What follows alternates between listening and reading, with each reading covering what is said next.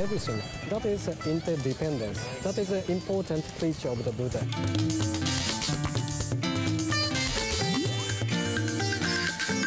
Everything is changeable, nothing is permanent, everything is impermanent.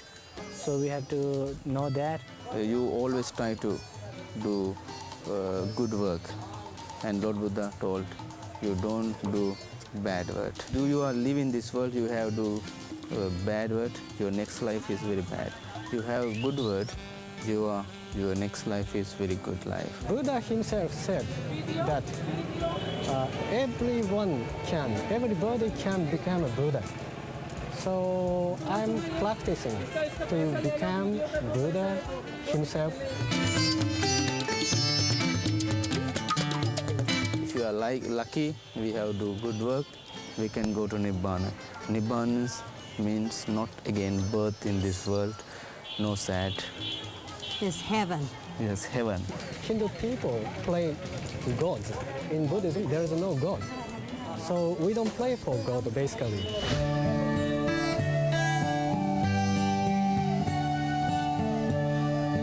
Todos los días a las 6 de la tarde se reúnen miles de peregrinos para rezarle al río Ganges, expresar sus deseos, sus sentimientos, dejar en el río una pequeña llama encendida que representa una ilusión, que representa un rezo.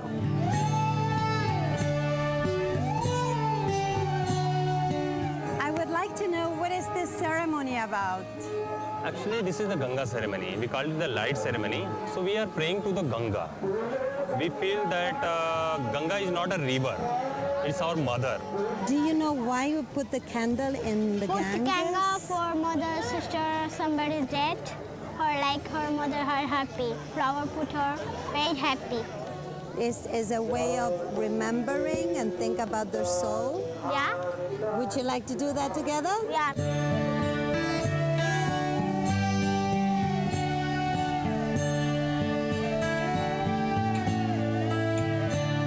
What do you pray? Do you pray for your family? Do you pray for getting a new job? No, we are praying to our family as well as to all the peoples, all the people, living peoples in this world. This is not only for a particular one person. We are praying all these words. What is the meaning of burning the bodies after they are dead? Hindu believe that after the death, they go to the heaven directly. This is a fulfillment of all the living. It's a way of releasing the soul from the body. Right. As I was sitting here, when I start the prayer, I am just remembering to my father. He is no more right now. I was remembering my father that time. I feel that he comes and he is already sitting with me that time.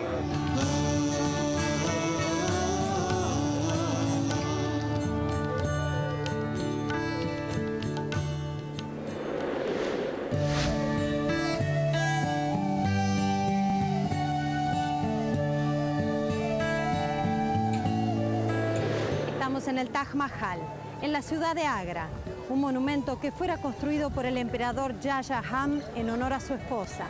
Lo construyó en el año 1631 y le llevó 22 años poder concluirlo. 20.000 hombres trabajaron en este monumento que deslumbra a la humanidad y pone en evidencia el amor verdadero.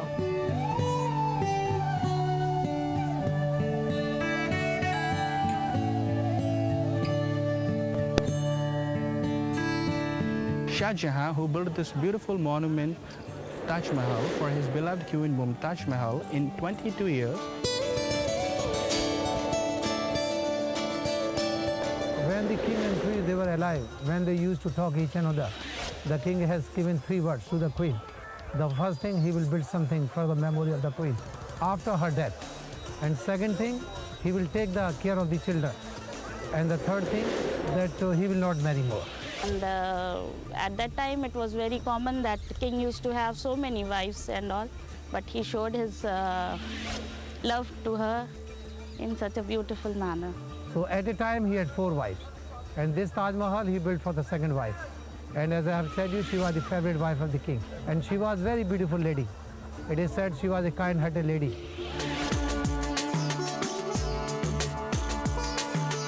But in this way, because after the death of his wife, he became so crazy about himself, like about her, that he was spending all of his money. He wanted to build another Taj Mahal for himself in black marble on another side of the river Yamuna.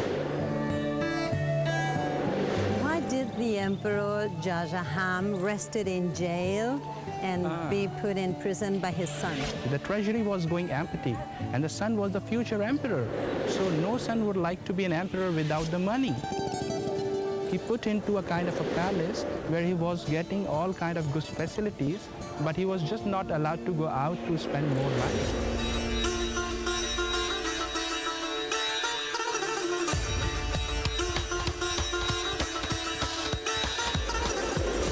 You know, there are monuments all over the world that are symbols of war, symbols of luxury, but just this one is a symbol of love.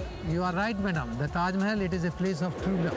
Very beautiful monument, and it is a love token or a representation by a husband to her wife, which symbolizes love for him, for her, and for entire life. There are two types of people. One is the people which has been today, the Taj Mahal, and one of the people who did not see the Taj Mahal.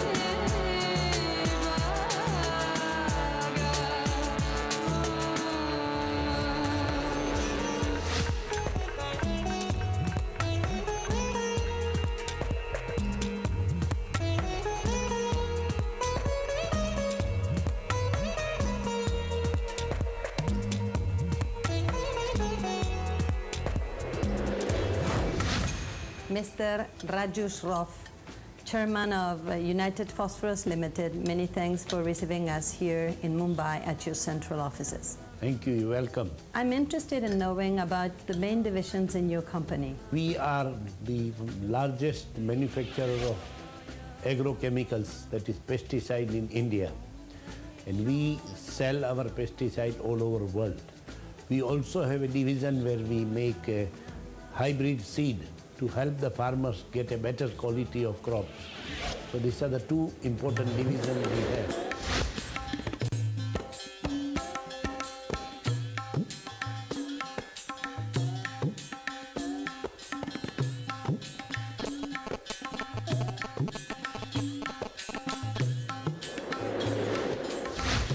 Population will grow to 1.6 billion people by 2050.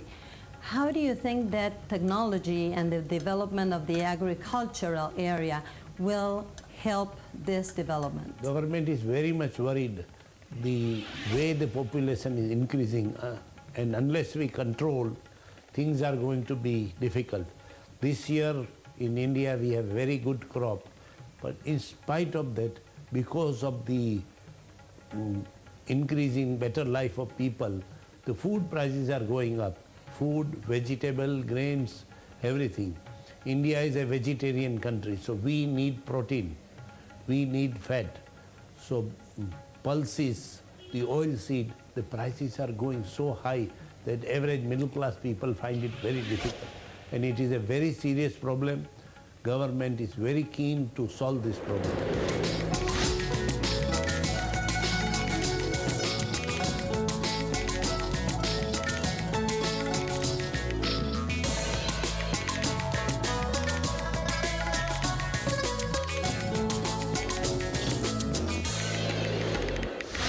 Early this morning, we had the chance to be at the Indian Gate, and that looked like the Champs-Élysées. A little later, we went to the mosque, Sham al-Rashid, and we felt that we were in hell because of the poverty and the misery of the people. How do you feel you can reconcile this both opposite worlds? Well, you know, that's true in virtually every economy, that every economy has some parts that are very prosperous and other parts that are not so prosperous. I mean, even if you go into a very industrialized country, I just think we have to recognize the problem, tailor a number of programs so that the lives of the bottom 30% or the bottom 40% visibly improve. Now, there are many things we have to do. Provide them with essential services, better health, better education, and those are exactly the things that we are trying to focus on. With such a fast-growing economy, inflation comes along, and sometimes maybe something even worse, hyperinflation. How do you fight inflation? Are you concerned about it? I know that hyperinflation is a very, very serious problem. Yes, absolutely. Fortunately, at least in this part of the world, I know that in Latin America you've had very strong experience of hyperinflation. In Asia generally, and certainly in India, inflation becomes a problem. We've never had hyperinflation. So the average inflation rate in India is around 6% or so.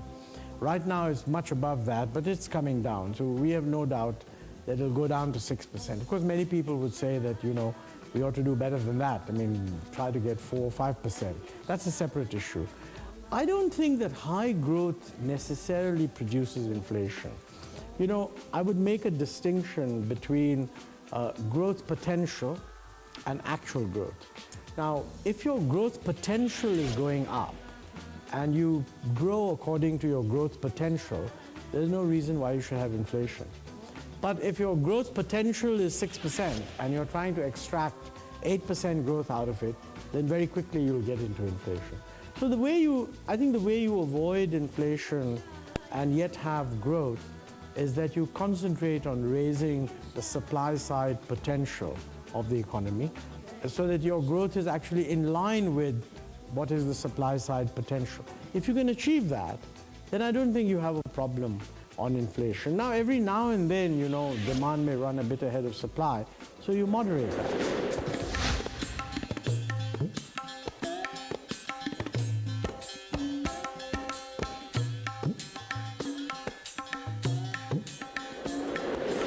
You transport people?